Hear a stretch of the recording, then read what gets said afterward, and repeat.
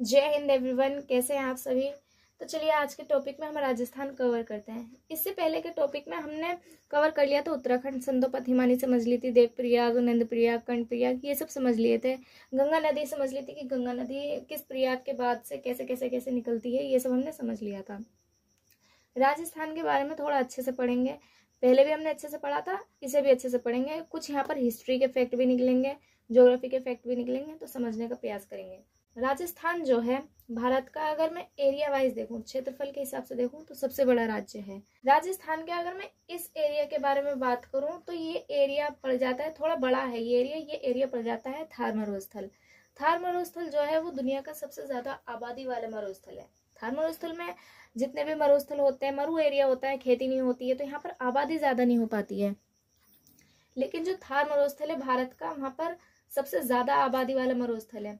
जब पार्टीशन हुआ था तो ये थार मरुस्थल ऐसे ही थोड़ी पता था, राजस्थान का भी कुछ हिस्सा गया था पाकिस्तान के पास। तो ये इतना ऊपर का हिस्सा जो है पाकिस्तान में, इसे बोलते हैं चोलिस्तान। ये वही है, मरुस्थल ही है, लेकिन इतना हिस्सा वहां चला गया था, तो इसे क्या कहते हैं, चोलिस्तान। यहीं से बह रही है नहर। नहर कौन सी? इंदिरा गांधी नहर। विश्व की सबसे बड़ी सिंचाई नहर है। जब मैं आपको ऊपर के स्टेट्स कवर करवा रही थी, पंजाब, हिमाचल प्रदेश, ये सब, तब मैंने कहा था कि इंदिरा गांधी नहर कट जाती है यहाँ से, जो कि सर्वाधिक होकर गुजरती है राजस्थान से। तो ये वही नहर है। ये विश्व की सबसे बड़ी सिंचाई नहर है। इसका बहुत बड़ा योगदान है इस एरिया के डेवलपमेंट के लिए, कह लें या फिर हेल्पफुल कह लें, या फिर कह दें कि सिंचाई नहर है तो बहुत सारे मदद मिलती है, खेती के लिए मिलती है, इन सब में बहुत उपयोगी है ये इंदिरा गांधी नहर। ये आर्टिफिशियल नहर है, इसे बनाया गया, पहले नहीं थी ये। यही इसके नीचे पड़ जाती है अरावली पर्वत। अरावली पर्वत जो है वो सबसे प्राचीन पर्वत है। मैं अगर माउंट एवरेस्ट की बात करूं तो माउंट एवरेस्ट प्राचीन नहीं है, बल्कि वो नवीन पर्वत है। सबसे नवीन पर्वत कौन सा है? वो माउंट एवरेस्ट है। नवीन का मतलब ये नहीं है कि वो अभी 100-200 साल पहले बना है। जब हम किसी भी ज्योग्राफिकली पर्वत की बात करते हैं या समुद्र की, सागर की, किसी भी बात करते हैं, तो वो ऐसे ही अस्तित्व में नहीं आ जाता है। कुछ समय कहने का मतलब है, नवीन कहने का मतलब, अगर हम ज्योग्राफी में देखें तो वहाँ 2-3 साल नहीं बल्कि लाखों करोड़ों साल की बात होती है। तो माउंट एवरेस्ट नवीन है, इसका मतलब ये नहीं है कि 2-3 साल पहले ही बना है। इस माउंट एवरेस्ट को बनने में भी लाखों करोड़ों साल लग गए थे। जब आप ज्योग्राफी पढ़ेंगे तो आप देखेंगे गोंडवाना लैंड और कैसे भूसन्नति से माउंट एवरेस्ट बना था। भारत पहले इस जगह नहीं था जहां पर आप देखते हो ना, ये पृथ्वी है, यहाँ पर ये ऊपर रेखाएं हैं और यहाँ पर हमारा, यहाँ पर इस तरीके से कर्क रेखा आती है, इस तरीके से भारत पड़ गया। ऐसा नहीं है, भारत इस तरीके से नहीं बना है। भारत का ऊपर का हिस्सा और नीचे का हिस्सा अलग अलग दिशा में था। धीरे धीरे धीरे सरक सरक के प्लेट का सिद्धांत होता है, उसके माध्यम से ऊपर धीरे धीरे गया था और जब भारत का एक नक्शा बना था। तो अरावली पर्वत कहाँ है? ये राजस्थान में है। राजस्थान के 4 बड़े जिले हैं जो अंतर्राष्ट्रीय सीमा बनाते हैं। एक गंगानगर, बीकानेर, जैसलमेर, बाड़मेर, ये 4 अंतर्राष्ट्रीय सीमा बनाते हैं। अंतर्राष्ट्रीय सीमा किसके साथ बनाएंगे? ऑब्वियस सी बात है, पाकिस्तान के साथ बनाएंगे। यहाँ से बंटवारा हो गया, यहाँ ऊपर पड़ जाता है गंगानगर। मैंने मैपिंग के थ्रू लिखा नहीं है, लेकिन मैंने उनके नाम लिख दिया, आप इन्हें याद रखेंगे। राजस्थान में एक जगह है हनुमानगढ़। ये इतिहास का टॉपिक है। हनुमानगढ़ जो है इतिहास का टॉपिक है, लेकिन जैसे कि मैंने कहा मैपिंग के थ्रू पढ़ रहे हैं तो प्रमुख शहर के बारे में उन्हें थोड़ा इतिहास से, ज्योग्राफी से रिलेट करते हुए जाएंगे। जब आप इतिहास में सिंधु सभ्यता पढ़ेंगे तो वहां पर एक शहर था कालीबंगा। जब खोज की गई थी सिंधु सभ्यता के शहरों की, तो एक कालीबंगा मिला था शहर। कालीबंगा में क्या मिला था? चूड़ी मिली थी, जुता हुआ खेत मिला था। कालीबंगा में बहुत सारी चीजों के अवशेष मिले थे। सबूत कहेंगे, अवशेष का मतलब ऐसी चीजें जिनसे हमें पता चले कि जब ये सभ्यता थी, अस्तित्व में थी, तो तब यहाँ पर क्या क्या लोग करते थे। तो वहां से एक जुते हुए खेत का साक्ष्य मिला है। कहाँ से मिला है? कालीबंगा से। और कालीबंगा कहाँ है? हनुमानगढ़ में। तो राजस्थान का हनुमानगढ़ कालीबंगा से रिलेट करके हम पढ़ेंगे कि यहाँ पर जुता हुआ खेत मिला था। जुता हुआ खेत डायरेक्ट भी पूछ सकता है कि जुता हुआ खेत के जो साक्ष्य मिले थे कालीबंगा से, वो किस राज्य से संबंधित थे? तो राजस्थान से थे।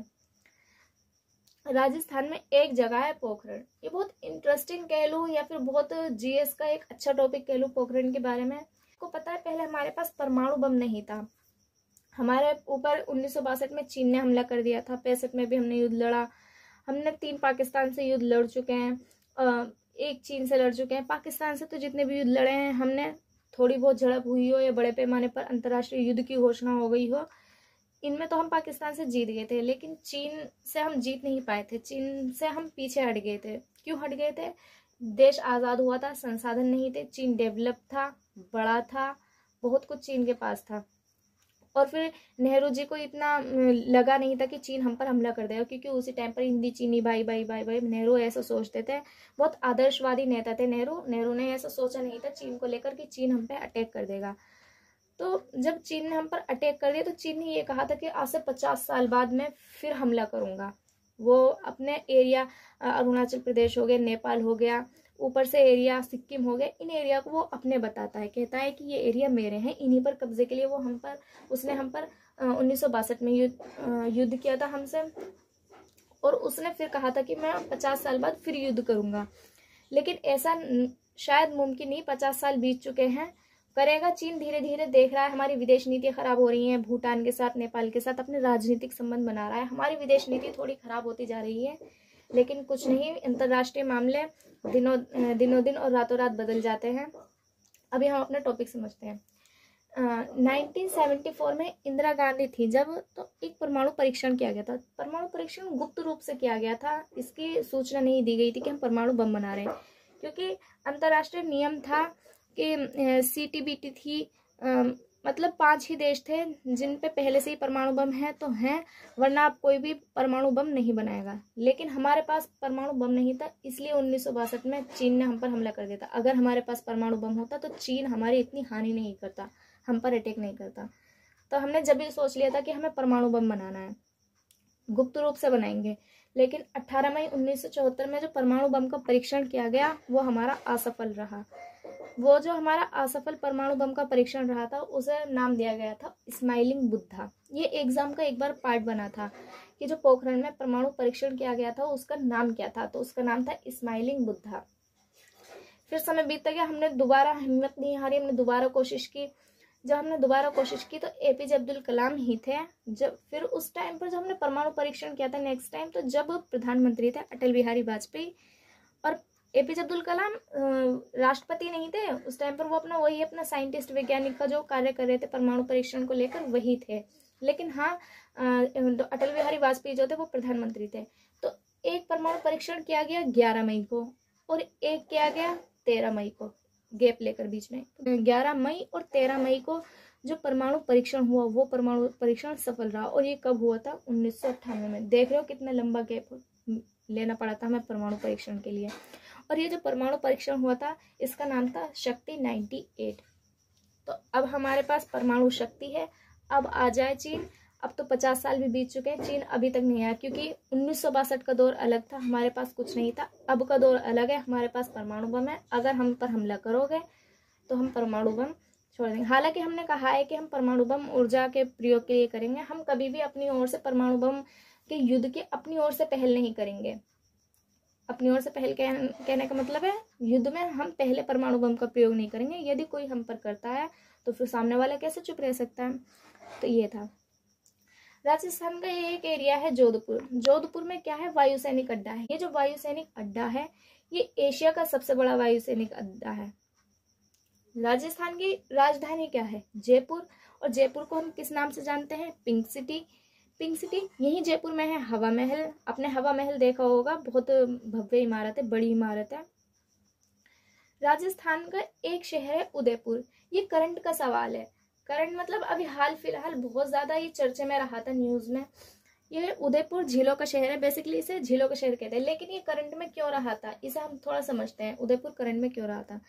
1972 में एक सम्मेलन हुआ था जिसे कहते हैं रामसर सम्मेलन। 1972 में जब ये सम्मेलन हुआ था तो ये 2 फरवरी को हुआ था।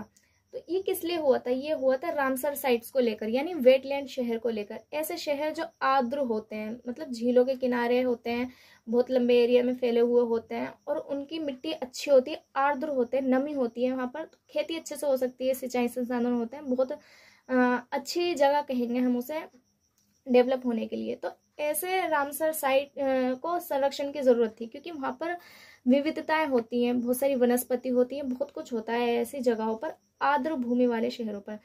तो उदयपुर को भारत के आर्द्र भूमि शहर में शामिल किया गया था। तो उदयपुर क्या है? वेटलैंड शहर है। ये करंट का सवाल है। उदयपुर राजस्थान में है, जिसे झीलों का शहर भी कहते हैं। ये क्या है? वेटलैंड शहर है। तो आपका करंट क्लियर हो गया होगा, करंट भी, स्टैटिक भी और जो मैंने थोड़ा इतिहास से रिलेट कर कर बताया वो, और ज्योग्राफी से रिलेट कर कर बताया वो। राजस्थान के बारे में इतना ही है। राजस्थान एक बड़ा राज्य है, जनसंख्या के हिसाब से नहीं, क्षेत्रफल के हिसाब से, और बहुत कुछ राजस्थान में जाएं तो हमें बहुत कुछ इतिहास का मिलेगा। जैसे कि अरावली पहाड़ी है तो ज्योग्राफिकली पढ़ा है। राजस्थान में आमेर है। आमेर क्या था, जब अकबर के समय राजा थे, राजा भारमल, वो कहाँ के थे, आमेर के थे। चित्तौड़गढ़ और पद्मावत, इन सब के बारे में जितना भी हम पढ़ते हैं रिलेट कर कर, ये सब आमेर, मेवाड़, चित्तौड़गढ़, ये सारे एरिया यही मिलते हैं। राजस्थान में कल्चर बहुत अच्छा होता है, अपने कल्चर के लिए बहुत ज़्यादा फेमस है। तो इतना ही था राजस्थान के बारे में। आई होप आपको समझ में आया होगा। अगर आपको समझ में आया तो लाइक, शेयर एंड सब्सक्राइब ज़रूर कीजिएगा। मिलते हैं नेक्स्ट क्लास में। Thank you so much.